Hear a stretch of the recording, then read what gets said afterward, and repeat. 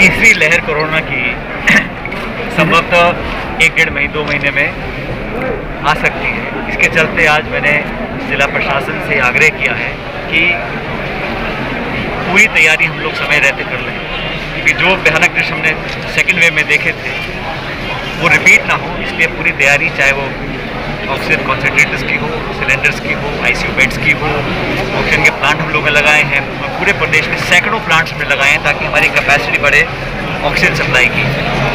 दवाइयाँ हों, इंजेक्शन हों, सबकी पूरी तैयारी प्रशासन कर रहा है। मैंने कहा कि इसको समय रहते हम लोग पूरा करें। और सबसे महत्वपूर्ण ये है कि जो टीकाकरण है, टीकाकरण ज़िले में फ़िलहाल ऐसे लोग जिनको एक टीका लग चुका है उसका प्रतिशत 46% है और सेकेंड डोज इनको मिल चुकी है वो लगभग 11% है। इसको बढ़ाना पड़ेगा और आने वाले 6-5 हफ्तों में मैंने सुझाव दिया है प्रशासन को कि जो हेल्थ वर्कर्स हैं, जो जनप्रतिनिधि हैं, उनके साथ वॉलंटियर्स को जोड़ें हम गांव में, शहर में, ताकि टीकाकरण एक ऐसा अनिवार्य काम बन जाए जिसको सब लोग कर सकें। और मुझे लगता है कि बहुत जल्द हम लोगों को जितना ज़्यादा हो सके लोगों को टीका लगवाना अति आवश्यक है। जो संकोच लोगों के जहन में था, जो परहेज़ था, उसको दूर कर लोगों को प्राइमरी हेल्थ सेंटर तक या CHC तक लेकर जाएं ताकि लोग समय पर टीका लग सके।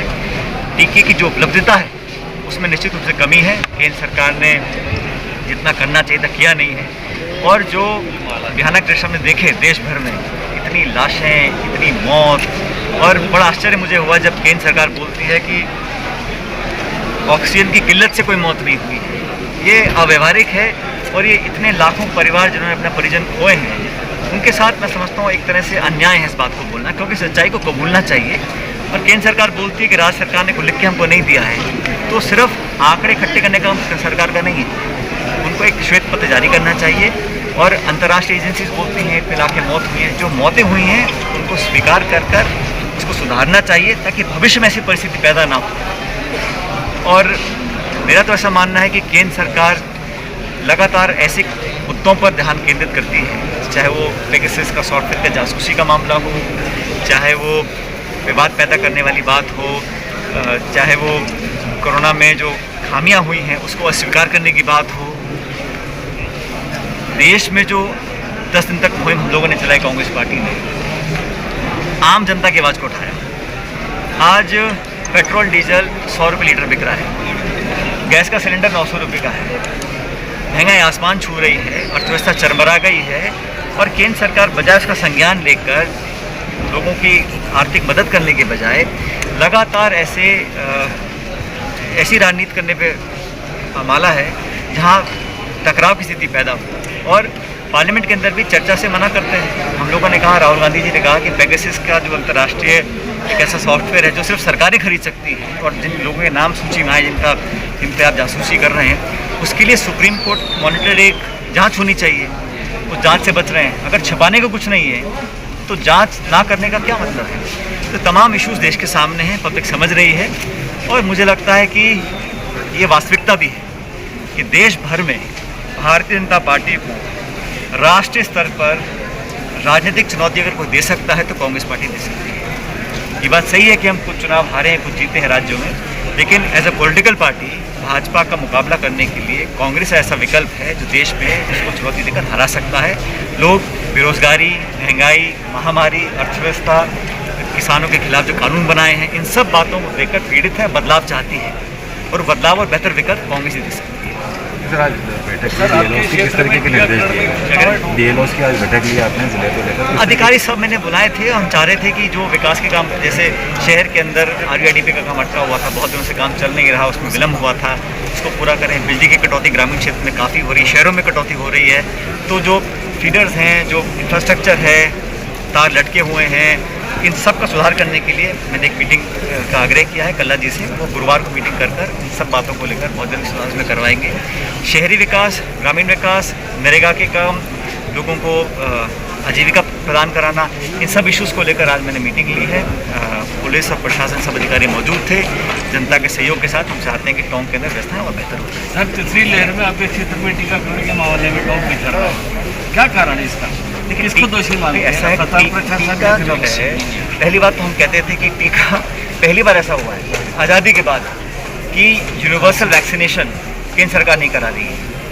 चाहे पोलियो हो चाहे किसी और बीमारी का टीका हो, हमेशा मुफ्त होता था, केंद्र सरकार ने करवा दिया। तो पहली बार कहा गया कि टीका मिलेगा 400 रुपये केंद्र सरकार को, 600 रुपये राज्य सरकार को, 800 रुपये प्राइवेट। ये अगर अलग अलग दाम होंगे उसी टीका का तो कालाबाजारी जमाखोरी होगी। अब जाके सरकार ने कहा केंद्र सरकार हम करवाएंगे, लेकिन अब ऑर्डर प्लेस नहीं करे हैं और जब तक वैक्सीनेशन हमको भारत सरकार देगी नहीं तब तक हम कैसे करवाएंगे। लेकिन फिर भी हम चाहते हैं कि प्रदेश की सरकार जो तैयारी कर रही है उसको और मजबूत हम लोग करें। जैसे मैंने कहा, मैं चाह रहा हूँ कि पूरे वार्डों में, गाँव के अंदर वॉलंटियर्स पैदा करें ताकि वो लोगों को जाके टीका लगवाएं।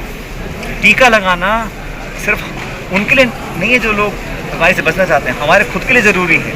और ये कब, क्योंकि दुनिया में अनेक देश हैं जहाँ पर ये थर्ड वेव आ चुकी है, उसको कंट्रोल करने का अगर सबसे सुरक्षित तरीका कोई है तो टीकाकरण। देखिए आप माकन साहब आए हैं, वेणुगोपाल जी भी हैं, अब कुछ अच्छी खबर राजस्थान में आई, किस संदर्भ में कहना चाह रहे हो बताओ? पंजाब मंत्रिमंडल के विस्तार को लेकर। देखिए आप जहाँ पे पार्टी की बातें हैं, पार्टी की चर्चाएं हम लोग पार्टी के प्लेटफॉर्म पर करते हैं और मुझे लगता है अजय माकन जी ने बड़ा विस्तार से आज पीसीसी में अपनी बात को रखा है। मुझे लगता नहीं कि इसके अलावा कोई आवश्यकता है मुझे उस पर कुछ कहने की। देखिए आपने कहा कि टोंक को उतने टीके नहीं मिल रहे जितने मिलने चाहिए, तो अब आप राज्य सरकार से बात करेंगे कि मैंने राजस्थान को जो आवंटन हो रहा है ना, हमारी कैपेसिटी प्रदेश की बहुत ज़्यादा है राजस्थान की, क्योंकि राजस्थान को टीके कम मिल रहे हैं क्योंकि टीके है ही नहीं। केंद्र सरकार ने तो निर्यात कर दिए ना टीके, काफ़ी टीके। तो पूछे उनसे, जब हमारे अपने देश में टीके लोगों को नहीं मिल पा रहे हैं, आपने किन किन को इतने देशों में टीके दे दिए और सही समय पर ऑर्डर प्लेस नहीं किया। जो भारत जो है वैक्सीनेशन मैन्युफैक्चरिंग का हब है पूरी दुनिया में। दुनिया में जितने टीके लगते हैं आधे टीके हिंदुस्तान में बनते हैं। टीके हम बनाएं, भारतीय कंपनी बनाएं, हम उनको निर्यात करें। यहाँ लोग कितने, हिंदुस्तान में कितनी जगहों पर धक्का मुक्की और झगड़े हो रहे हैं क्योंकि लाइन में लोग लग रहे हैं ताकि टीके उनको लग सकें। तो जो किल्लत पैदा हुई है ये अपने आप नहीं हुई है ना, किसी न किसी की लापरवाही है। लेकिन केंद्र सरकार हमेशा की तरह अपनी गलती स्वीकार करने को मना करती है। अब सब कुछ ठीक था तो उन्होंने केंद्र के जो स्वास्थ्य मंत्री हैं क्यों हटाया उनको? कहीं ना कहीं तो कमी आई थी। और अस्पतालों में जो दृश्य हम लोगों ने देखा वो सारा झूठ था क्या? जो लोग बिलक बिलक के रो रहे हैं, तड़प रहे हैं, जिनकी जानें चली गई, वो सब झूठ था। अगर किसी की मौत ऑक्सीजन की किल्लत से नहीं हुई तो संभव कैसे? सर मंत्रिमंडल में किस प्रकार का फार्मूले की बात चल रही है सर? जो फार्मूला अजय माकन जी कहते हैं हमने फार्मूला तैयार कर लिया, उस फार्मूले पे काम करेंगे, लेकिन वो फार्मूला तो अभी तक आया ही नहीं। ऐसा है, जो भी कुछ होगा आपके सामने आ जाएगा। मंत्रिमंडल में कितने मंत्री जाते हैं? आपके गुट के जो बताया जा रहा है कि इसमें चर्चा चलती है कि पायलट गुटकों के तरह 3 से 4 मशीनें देते हैं। आप क्या चाहते हैं, किस तरह की आपकी भावना है कि कितने? मैंने कहा ना, पार्टी के संदर्भ में जो मसले में चर्चा हमें करनी थी लोग करते रहते हैं, करते रहेंगे, प्लेटफॉर्म पर करनी चाहिए। उन सब चर्चाओं को मीडिया में देखिए आपने कहा कि लोग लापरवाह हो रहे हैं, मास्क नहीं लगा रहे हैं लोग। आपने सुनिए सीन देख के लोगों से कहा कि किस तरह की लापरवाही के लिए लोगों को। देखिए ऐसा है, अभी सेकेंड वेव खत्म हो रही है लेकिन ये कभी भी आफत दोबारा आ सकती है। इसलिए सभी लोग कहते हैं, मैं नहीं कह रहा हूँ, सभी कहते हैं कि प्रोटोकॉल फॉलो करना चाहिए, मास्क लगा के रहना चाहिए, सावधानी बरतेंगे, टीका लगवाएंगे तो थर्ड वेव को कंट्रोल कर सकते हैं। क्योंकि अनेक देश, जैसे मैं कह रहा हूँ विकसित देश, जापान है, पुर्तगाल है, रूस है, यूरोप, ऐसे देश हैं जहाँ दोबारा ये तीसरी वेव आ चुकी है। इसलिए वहाँ से सबक लेकर लोगों को सावधानी